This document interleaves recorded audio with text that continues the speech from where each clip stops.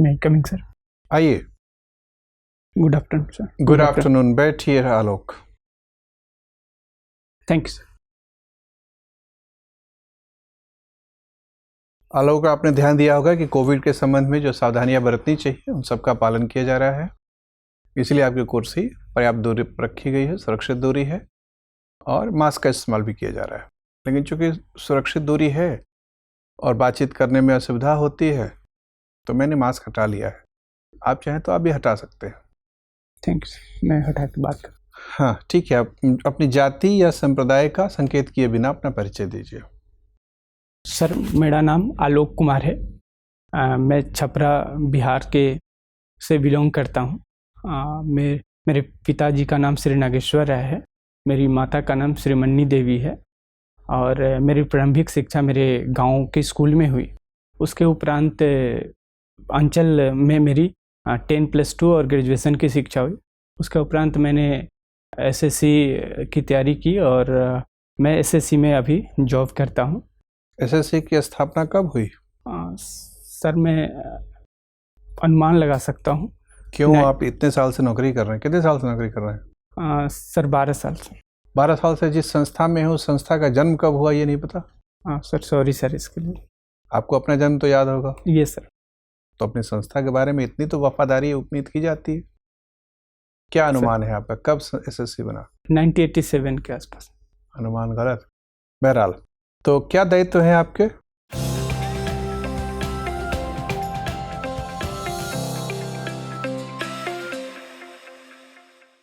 मैं अभी assistant account officer के रूप में कार्यरत हूँ। अच्छा। मिनिस्ट्री ऑफ फाइनेंस के अंतर्गत, मिनिस्ट्री ऑफ एक्सपेंडिचर के अंतर्गत CGA, controller general of accounts. Ministry of expenditure है कोई क्या मिनिस्ट्री?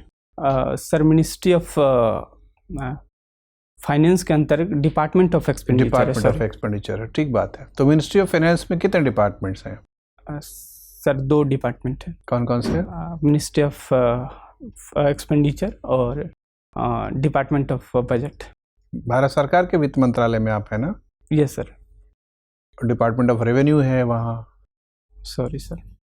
तो अकाउंट्स के जो नए मानक अपनाए जा रहे हैं वो क्या है? पुराने जो पद्धति थी लेखांकन की, उसके स्थान पे एक नई पद्धति आ रही है, धीरे धीरे अपनाया जा रहा है। सर, अभी PFMS के जरिए, प्रौद्योगिकी के जरिए नई पद्धति अपनाई जा रही है। तो PFMS में अकाउंटिंग का त्वरित रूप से होगा, जिससे सस्पेंस कम क्रिएट होंगे। अच्छा, PFMS का फुल फॉर्म क्या है? Public finance management system. ठीक है आलोक। आलोक, लाल रंग लगता है आपके उसमें कुछ ज़्यादा आप चाहते हैं आकर्षित करना। आपकी टाई का कलर भी लाल, मूंगा भी आपने पहन रखा है, कोरल। तो एस्ट्रोलॉजी में बिलीव करते हैं आप? नहीं सर, एस्ट्रोलॉजी में बिलीव नहीं करता। तो क्यों पहना हुआ है? सर, ये पहले से मम्मी ने कहा था पहन लेने के लिए, फिर उनके विश्वास और बिलीव के लिए मैंने पहन लिया। अच्छा, वैसे कोई कुछ कह देगा पहनने के लिए तो पहन ले? नहीं सर, ऐसा नहीं है। माता का थोड़ा सा भावना था तो ऐसा किया आपने। ठीक है। आप कंट्रोलर जनरल ऑफ अकाउंट्स में वर्किंग है ना? यस। कब स्थापना हुई है इस पद की? 1976 में। क्या कारण था इस पद को? पहले तो CAG ही ऑडिट अकाउंट दोनों करते थे यूनियन लेवल पर, तो ये अलगाव क्यों हुआ? अलगाव का मुख्य कारण है कि एक ही संस्था ऑडिट और अकाउंट दोनों करती थी। तो राज्य में तो अभी भी होता है। आज भी CAG यानी controller and auditor general of India राज्यों का ऑडिट भी कर रहा है, अकाउंटिंग भी देखता है। यार करता है, लेकिन एक बेहतरीन तरह से उसके अकाउंटिंग को अलग से संस्था की जरूरत पड़ी थी, ताकि भार सिविल अकाउंट्स में कम हो सके। इसके लिए 1976 में अलग कर दिया गया था। वैसे आज भी CAG का भार बहुत अधिक है। CGA की भूमिका क्या है? कंट्रोलर जनरल ऑफ अकाउंट्स क्या क्या काम करते हैं? ये भारत सरकार का प्रधान लेखा सलाहकार है और साथ में भारत सरकार का कि वित्त मंत्री का? ये भारत सरकार का है और एक एप्रोप्रिएशन अकाउंट, मंथली अकाउंट और फाइनेंस अकाउंट प्रिपेयर करता है और पार्लियामेंट को CAG के सलाह पर सबमिट करता है। और जो ट्रेजरी हैं जितने हमारे कंट्री में, उस ट्रेजरी कौन होगा, कौन सी बैंक ट्रेजरी की भूमिका निभाएगी, ये कौन तय करता है? ये भी सीएजी तय कर सीजीए तय CAG करता या है। CGA? सीजीए तय करता है सर।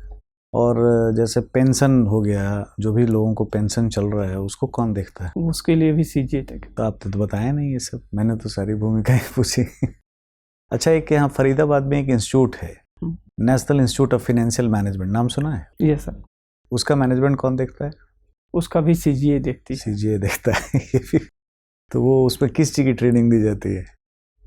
जो mid time career based training दी जाती है फाइनेंशियल मैनेजमेंट को, और अधिक जवाबदेह सिविल सर्विसेज के कौन से अकाउंट सर्विस को वहाँ पे ट्रेनिंग दी जाती है?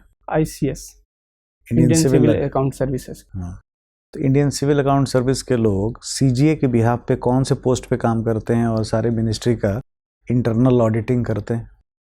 CCA, CA, ACA फुल और फॉर्म DCA। बताइए। CCA का full form chief controller of account. Internal audit क्या होता है? इंटरनल ऑडिट दो तरह के होते हैं, एक इंटरनल ऑडिट डिवीज़न और एक इंटरनल ऑडिट विंग्स। विभिन्न मिनिस्ट्री में इंटरनल ऑडिट विंग होते हैं जो ये तय करता है कि वहाँ ठीक प्रॉपर वे में अकाउंटिंग हो रहा है कि नहीं, इसके लिए वो तय करता है। तो इंटरनल ऑडिटिंग ऑडिट है या अकाउंटिंग नेचर का काम है? ये अकाउंट को ही ठीक करने के लिए, अकाउंट को ठीक करने के लिए किया जाता है। फाइन, ठीक है, ठीक है। तो अकाउंट जो हम बजट का रखते हैं वो कितने हेड में रखते हैं? हेड भी हमने बनाए हैं। यस सर, 15 डिजिट हेड में है। अच्छा, बहुत अच्छी बात है। ये बताइए, आपने ज्योग्राफी आपका ऑनर्स था, यस सर। क्यों आपने हिंदी साहित्य लिया? जब मैं BPSC की तैयारी करना शुरू किया तो उस समय मुझे लगा कि मैं हिंदी में ज़्यादा। ठीक है, तो आप राम की शक्ति पूजा पढ़े हैं? Yes sir. उसके कौन से कोई प्रसंग बताइए जो आपको अच्छे लगते हो। जब राम द्वंद्व के बाद फिर से शक्ति का संधान करने के लिए उद्यत होते हैं, उसमें निराला लिखते हैं कि वह एक और मन रहा राम का जो न थका, जो नहीं जानता दैन नहीं जानता विनय।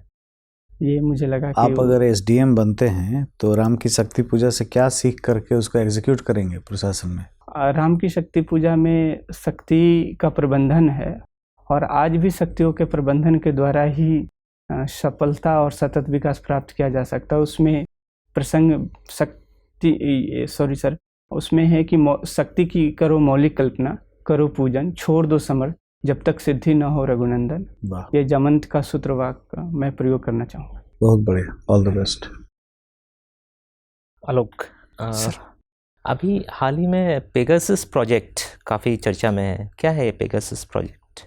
ये एक सॉफ्टवेयर है जो इजराइल देश द्वारा बनाया गया है और क्या ये इजराइल सरकार के द्वारा बनाया गया है या किसी प्राइवेट कंपनी का प्रोडक्ट है? ये सर इजराइल के सरकारी कंपनी का बनाया हुआ है। श्योर है सरकारी कंपनी है? सर श्योर तो नहीं या सिर्फ सरकारों को बेचा जाता है? ये सरकारों को बेचा जाता है और इससे तो अभी क्या समस्या है इसको लेकर? इसको एक रिपोर्ट आई है जिसके द्वारा यहाँ भारत के पत्रकारों और नेताओं के फ़ोन का रिकॉर्ड रखा जा रहा है, टेपिंग की जा रही है और इससे जासूसी की जा रही है। इसके लिए भारत ये जो प्रोजेक्ट है इसमें कई दुनिया भर के न्यूज़पेपर्स शामिल हैं जिन्होंने इसको उजागर किया है, तो भारत की तरफ से कौन सा न्यूज़पेपर शामिल है इसमें? जनसत्ता, इंडियन एक्सप्रेस में। आप श्योर हैं? सर मैंने जनसत्ता में इसके बारे में पढ़ा। अच्छा, ठीक है, आप ये देख लीजिएगा।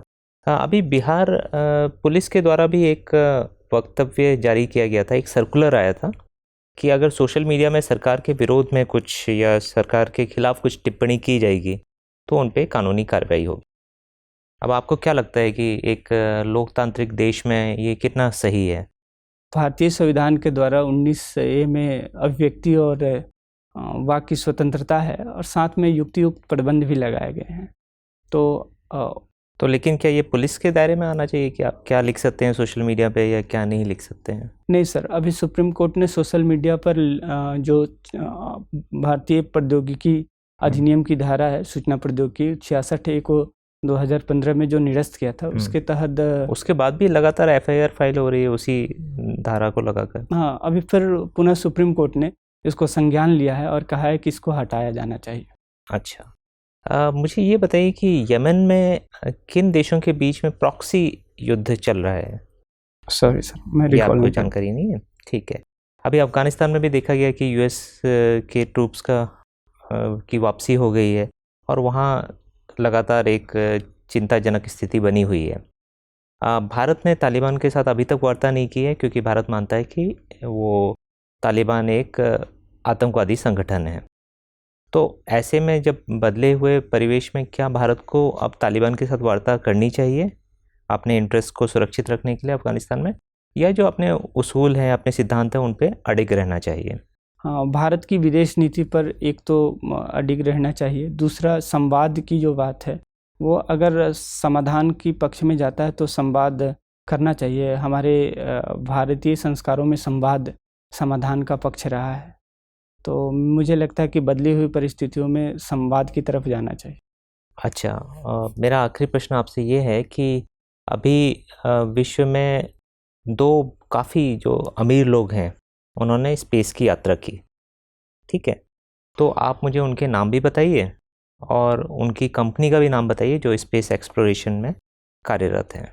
एक तो जेफ बेजोस अमेजन के CEO उनकी हैं। कंपनी का क्या नाम है? अमेजन के भी वो मालिक हैं, लेकिन जो स्पेस वाली कंपनी है उसका क्या नाम है? सॉरी, उसका नाम मुझे याद नहीं। और दूसरे का नाम मैं भूल रहा हूँ सर। अच्छा, उनमें एक भारतीय मूल की महिला भी गई थी, उनका नाम बता सकते हैं? सॉरी सर, वो भी याद नहीं। ठीक है सर। आलोक, एक मानव विकास सूचकांक का इस्तेमाल व्यापक रूप से होता है, क्या होता है ये और बिहार का मूल्य कितना है सूचकांक का? अभी नीति आयोग की रिपोर्ट के अनुसार बिहार सबसे नीचे है और मानव विकास सूचकांक में जीवन प्रत्याशा, शिक्षा और स्वास्थ्य के मानकों को देखा जाता है। कितना है मानव विकास सूचकांक का मूल्य बिहार के लिए? सॉरी सर, मैं रिकॉल नहीं कर पा रहा हूँ। अच्छा, तो ये इतना निम्न क्यों है बिहार के लिए? सर, बिहार एक तो ऐतिहासिक पृष्ठभूमि भी है, उद्योगों का विकास नहीं हुआ है और रोजगार के अवसर उपलब्ध नहीं होने के कारण। तो क्यों नहीं उद्योग का विकास हुआ? सभी प्रांतों का जो औद्योगिक पिछड़े प्रांत थे, आज़ादी के वक्त तो बिहार विकसित प्रांतों की सूची में चौथे या पांचवें पायदान पर था। बाकी प्रांत आगे निकल गए, बिहार जहाँ खड़ा था लगता है वहीं खड़ा रह गया। हाँ, आज़ादी के बाद निश्चित रूप से मैं सर बिहार की प्रगति उस अनुपात में नहीं हो पाई है जिस अनुपात में अन्य राज्यों की हुई है। इसके पीछे औद्योगिक विकास नहीं होना है, एक भाड़ा सामान्यीकरण भी एक कारण है जिसमें वहाँ के जो खनिज थे उसको अन्य राज्यों में उसी मूल्य पर पहुँचाया जाता था, तो फिर अन्य राज्यों में जो समुद्र तटीय राज्य हैं वहाँ उद्योगों का विकास संभव हो पाया। और बिहार में ये राजनीतिक इच्छा शक्ति की कमी भी एक महत्वपूर्ण तो भाड़ा सामान्यीकरण का मतलब है कि केंद्र सरकार ने बिहार और छत्तीसगढ़ और झारखंड जैसे जो खनिज प्रधान प्रांत थे उनके साथ एक भेदभावपूर्ण नीति अपनाई ताकि ये सारे इसी वजह से ये सारे प्रांत अभी भी पिछड़े रह गए हैं।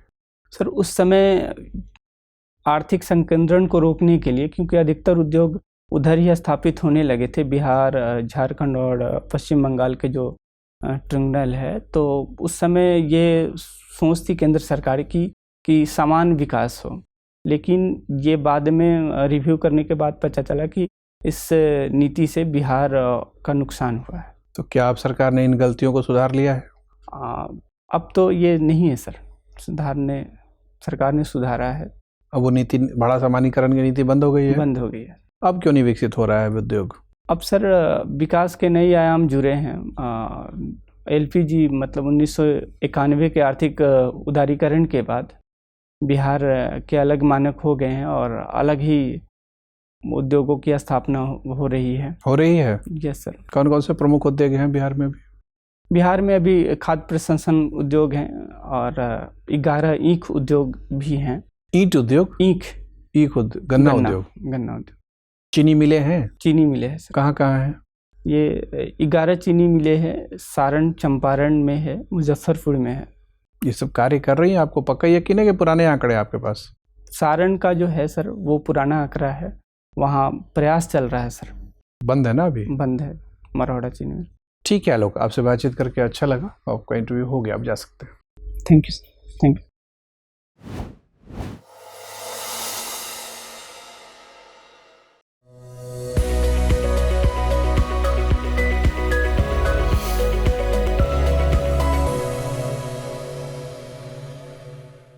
आइए आलोक, हाँ। बैठिए। तो ये इंटरव्यू आपने बीपीएससी में पहले भी दिया है कि अब पहली एक बार दिया है सर, एक बार कब दिया था? 2018 में। 18 में। कितने अंक आए थे उस वक्त? उस समय 150 में 78 78 था, तो ठीक ठाक था, नॉट बैड, लेकिन एवरेज टाइप का था। एवरेज था। तो उस वक्त के मुकाबले आज का जो इंटरव्यू है आपको कैसा लगा? लगभग ऐसा ही रहा था उस समय में। उस समय भी ऐसे ही रहता है? इस तरह के अकाउंट के सवाल ज़्यादा पूछे गए थे? हाँ, अकाउंट्स के सवाल थे। अच्छा, ठीक है। देखिए आलोक, हमें लग रहा है कि कुल मिला के आप अच्छे कैंडिडेट हैं और बहुत सारी चीज़ें अच्छी हैं। कुछ चीज़ें हम बताएंगे आपको कि जहां हमें लग रहा है कि सुधार अगर करेंगे तो असर अच्छा रहेगा। लेकिन कुल मिला के एंट्री आपकी ठीक है। एंट्री में थोड़ा सा जो तय पैमाना है उसको ध्यान रखना है। 3 बातें। सबसे पहले बैठने तक, सबसे पहले एंट्री करने के लिए परमिशन लेना है, जो आपने लिया वो ठीक है। विश जो करना है या जो अभिवादन करना है उसमें थोड़ी सी सावधानी आपको रखनी है कि महिला सदस्य अगर हैं तो पहले उनको अभिवादन करना है, फिर अध्यक्ष को करना है और फिर बाकी सदस्य को करना है। अगर मान लीजिए कि प्रवेश करते समय किसी से नज़र मिल गई, किसी एक सदस्य से, और आपने सर झुका के अभिवादन का संकेत किया, तो भी जब आप कमरे में पूरी तरह से प्रवेश कर जाएं तो अभिवादन का नियम वही रहेगा कि पहले महिला सदस्य, फिर अध्यक्ष, फिर उस व्यक्ति से अगर नज़र पहले मिली थी तो दोबारा उनसे अभिवादन करके, और आसन ग्रहण करने से पहले थोड़ा इंतज़ार कर लें। मतलब कुर्सी के पीछे जाके खड़े रहें। आपको कहेंगे ही वो कि बैठिए। अगर वो नहीं कहते हैं तो आप पूछ सकते हैं कि क्या मैं बैठ सकता हूँ सर, और धन्यवाद यही करना है। ये सब तो शिष्टाचार के मानक चीज़ें हैं। उत्तर जो आप कह रहे हैं उसमें थोड़ी सी सावधानी की कमी नज़र आ रही है, क्योंकि आप 8-9 साल से जिस मंत्रालय में काम कर रहे हैं तो ये होता क्या है कि मंत्रालय बहुत बड़ा है, वित्त मंत्रालय, और उसमें बहुत सारे डिविजन्स और डिपार्टमेंट्स हैं, उसके अंदर फिर बहुत सारे सेक्शंस हैं, तो सबके अलग अलग कोने बने रहते हैं। बिल्कुल। और सब अपने अपने कोने में जाके बैठने के आदी रहते हैं। फिर धीरे धीरे बाकियों के प्रति जिज्ञासा भी खत्म हो जाती है। लेकिन चूंकि आप इंटरव्यू देने जा रहे हैं तो आपको पूरे मंत्रालय की जो संरचना है उसके वेबसाइट पे ही उपलब्ध है। देख लूंगा सर, एक दफ़ा देख लीजिएगा। 4 को है सर, बीच में मेंस भी है मेरा 66वीं का। अच्छा, और इंटरव्यू का डेट 4 अगस्त है, तो ज़्यादा वक्त आपको मिलेगा नहीं। 31 को ख़त्म होगा। हाँ, तो थोड़ा बहुत ये देख लीजिएगा, थोड़ा बहुत करेंट देख लीजिएगा। करेंट देख लूँगा। और बाकी बोलने वाले का स्टाइल ठीक है, थोड़ी सी एनर्जी और रहेगी तो बेहतर रहेगा। मैंने लगना चाहिए कि 8 साल 10 साल काम करने के बाद आपके अंदर कोई एक जो थकान सी आ जाती है काम करते करते, उसका आभास नहीं होना चाहिए। तरोताजगी व्यक्तित्व में दिखनी चाहिए। इसलिए थोड़ी सी त्वरित गति से सवालों का जवाब, उसमें जल्दीबाजी में गलती नहीं करना है, लेकिन कोशिश करनी है। और चेहरे पे थोड़ा सा मुस्कुराहट कभी कभी रखना है। एकदम गंभीर चेहरा बना के रखना ठीक नहीं रहेगा। ठीक है, चलिए, all the best. Thank you.